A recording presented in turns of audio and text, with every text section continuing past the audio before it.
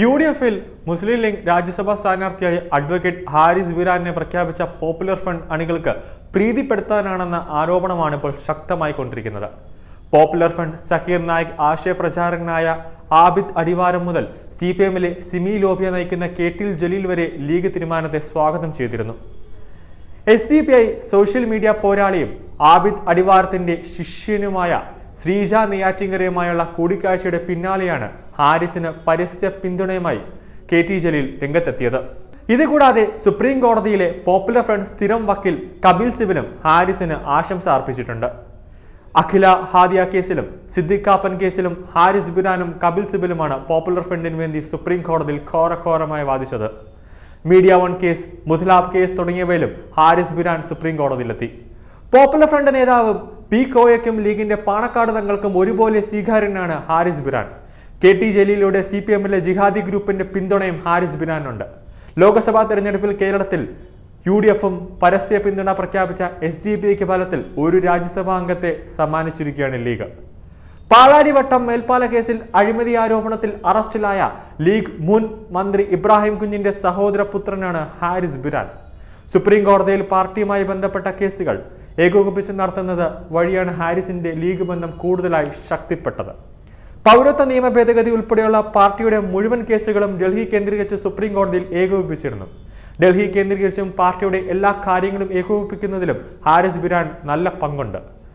പുതിയതായി ഡൽഹിയിൽ ഉയരുന്ന മുസ്ലിം ലീഗ് ദേശീയ ആസ്ഥാനത്തിന്റെ മേൽനോട്ടം വഹിക്കുന്നതും പൗരത്വ വിവേചന കേസിന് പുറമെ പ്രവാസി വോട്ട് അവകാശം സംബന്ധിച്ചുള്ള കേസും ഹിജാബ് കേസ്, ലവ് ജിഹാദ് കേസ്, അബ്ദുൽ നാസർ മദനിയുടെ കേസ് ഉൾപ്പെടെ സിദ്ദിഖ് കാപ്പന്റെ സകല കേസുകളും സുപ്രീം കോടതിയിൽ വാദിച്ച് ഹാരിസ് ബിരാൻ ശ്രദ്ധ നേടിയിട്ടുണ്ട്.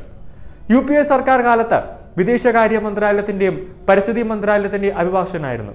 ഇന്ത്യയിൽ നിന്നുള്ള ഹജ്ജ് തീർത്ഥാടകരുടെ സൗകര്യം മക്കയിൽ പുനഃപരിശോധിക്കാൻ സുപ്രീം കോടതി നിയോഗിച്ച സമിതിയിലും അംഗമായിരുന്നു. മുൻ അഡീഷണൽ അഡ്വക്കേറ്റ് ജനറൽ ബിരാന്റെ മകനാണ്.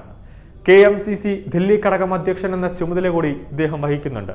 ഒരു പ്രമുഖ പ്രവാസി അടക്കം ഹാരിസിനെ സ്ഥാനാർത്ഥിയാക്കാൻ സമ്മർദ്ദം ചെലുത്തിയെന്നതാണ് ലീഗിന്റെ അടക്കം പറച്ചിൽ. അതുകൊണ്ട് തന്നെ പ്രമുഖ നേതാക്കൾ അഭിപ്രായ വ്യത്യാസം പരസ്യമാക്കുന്നില്ല എന്നതും ഉറപ്പാണ്. ഹാരിസ് ബിരാൻ എന്ന വ്യക്തി NIAയുടെ കേസുകളും ED കേസുകളൊക്കെ അറസ്റ്റ് ചെയ്ത് മുസ്ലിം ലീഗുമായി ബന്ധപ്പെട്ട പ്രവർത്തകരുടെ കേസും മാത്രമാണ് ഹാരിസ് ബിരാൻ എന്ന വ്യക്തി സുപ്രീം കോടതിയിൽ വാദിക്കുകയുള്ളൂ.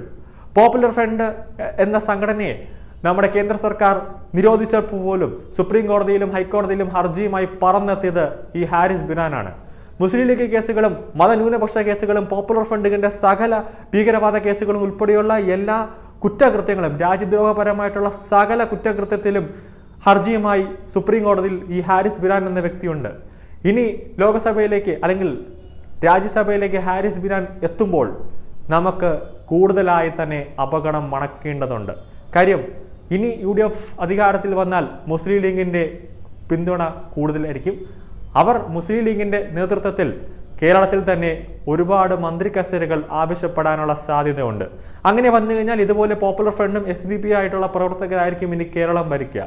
അങ്ങനെയെങ്കിൽ ഒരു കലാപത്തിനുള്ള സാധ്യത നമ്മൾ തള്ളിക്കളയാൻ പാടില്ല. പോപ്പുലർ ഫ്രണ്ടിന്റെ നിരോധനം ഏർപ്പെടുത്തിയത് മുതൽ ഇവർക്ക് കേന്ദ്ര സർക്കാരുമായിട്ട് വലിയ രീതിയിൽ തന്നെ ഒരു അഭിപ്രായ വ്യത്യാസമുണ്ട്. അതുകൊണ്ടായിരിക്കണം ഹാരിസ് ബിരാനെ പോലുള്ള ഈ ഒരു വ്യക്തിയെ രാജ്യസഭയിലേക്ക് നാമനിർദ്ദേശം ചെയ്യാനുള്ള സാധ്യത എന്ന് നമുക്ക് തള്ളിക്കളയേണ്ടതായിട്ട് വരില്ല.